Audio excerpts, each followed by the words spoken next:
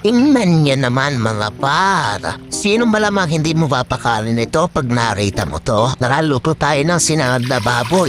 Unang step, pakukulan muna natin ang baboy. Igup abaw na naman. Lagyan natin ng paminta, asin. Palalambutin muna natin itong baboy bago natin igisa. Tayo mga par, anong tawag sa lugar nyo sa lutong ito? Ayan, pag malambot na, hakuin nyo na.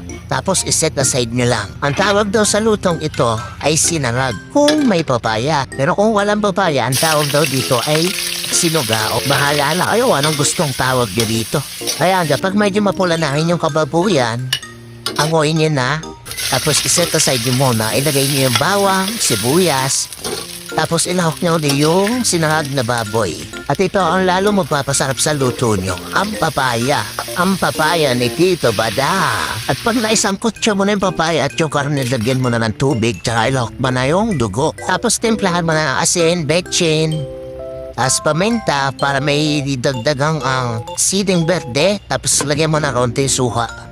At ayan, luto na. Kung nasasarap pa kayo sa dinugan, para sa akin mas masarap to kesa sa dinuguan. Naalala ko tuloy pag uuwi ako ng probinsya. Yan lagi ang palaging luluto sa akin ng aking mutra. Kung gusto nyo namang maiba ang luto ng baboy, ito subukan nyo to, napakasarap.